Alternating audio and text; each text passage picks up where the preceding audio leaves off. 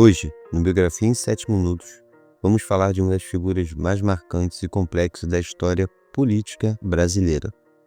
Eu estou falando de Luiz Carlos Prestes, ou, como muita gente chamava na sua época, o Cavaleiro da Esperança. O homem que viveu entre ideias, luta, perseguições, exílios e um sonho de um Brasil mais justo.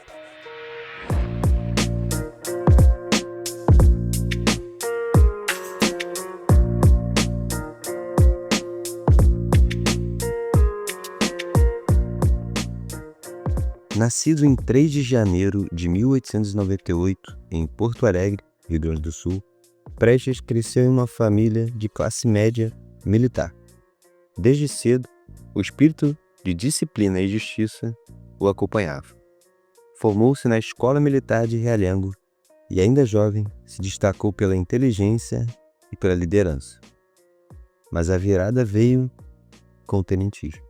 Movimento de jovens oficiais que lutavam contra a corrupção e a falta de democracia da Primeira República. Foi nesse contexto que ele liderou, em 1924, a famosa Coluna Prestes. Para quem não está ligado, tem um episódio há pouquíssimo tempo aqui no História 7 Minutos.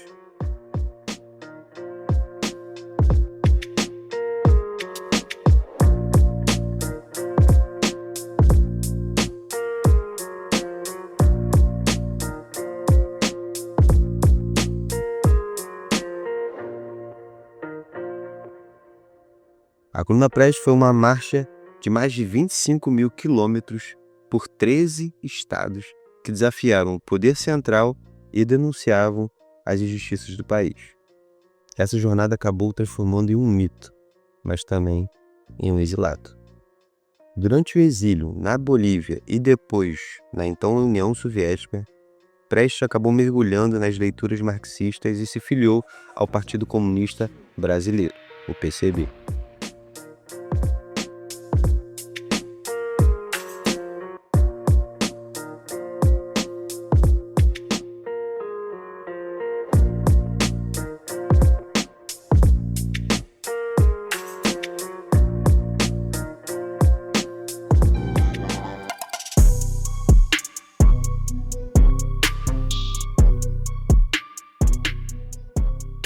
Ao retornar ao Brasil, anos depois, em 1935, ele participou do que veio a ser conhecida como Intentona Comunista, que, como o nome já diz, foi uma tentativa que acabou sendo frustrada de derrubar o governo Vargas.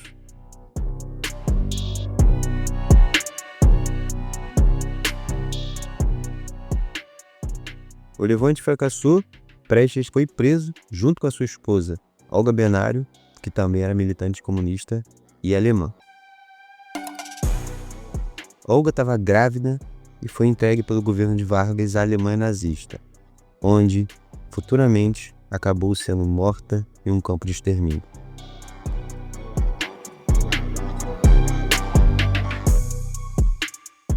A dor dessa perda acabou marcando profundamente também a trajetória de Prestes. Prestes ele acabou sendo libertado em 1945 e logo depois ele se tornou senador pelo PCB, defendendo reformas de base como os direitos trabalhistas e justiça social. Mas o golpe militar de 1964 o forçou novamente ao exílio.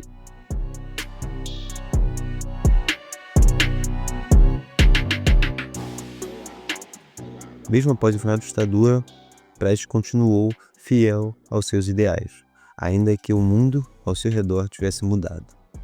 Ele acabou morrendo em 7 de março de 1990, deixando um legado de luta e de coerência com as suas convicções.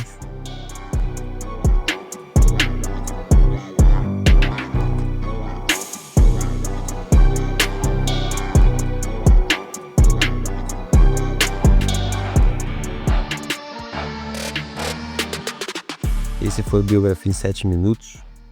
Se você gostou do episódio, compartilha com um amigo, marca a gente nas redes sociais e segue lá o projeto no Instagram. @História em 7 Minutos.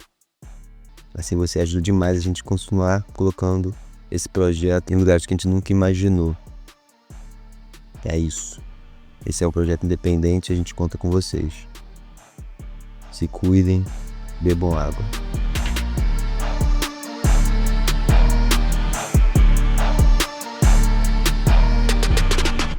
Esse podcast foi roteirizado por Alex Camacho. Ele teve edição de som e mixagem de Gustavo Nalva e é uma produção da Univos Produções.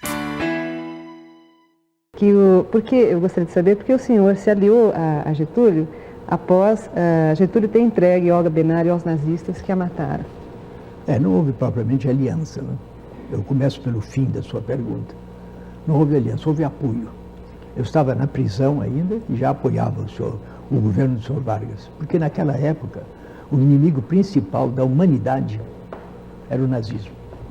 O fundamental naquela época era liquidar o nazismo, o fascismo, principalmente o nazismo alemão, Hitler, portanto.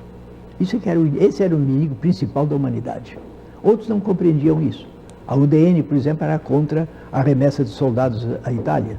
Dizia, primeiro temos que acabar com o fascismo do Brasil para depois, então, mandar soldados para combater o nazismo na Europa. Era uma inversão da situação, porque a derrota do Hitler traria consequências no Brasil. E, de fato, o Getúlio, a 29 de outubro, caía, né? No mesmo ano de 45. Mas o fundamental, naquele momento, é nos voltarmos para o inimigo principal da humanidade, que era lutar e para isso, tínhamos que apoiar os nossos soldados que estavam na Itália, os pracinhas brasileiros, e o governo de Getúlio é que alimentava e sustentava esses soldados. Então, apoiar aquele governo era para apoiar os pracinhas. Essa foi a minha posição. Eu não faço política baseado nos meus ressentimentos pessoais. Eu faço política baseado nos interesses do povo brasileiro, da situação concreta, e tomo uma posição frente à situação concreta que estamos enfrentando.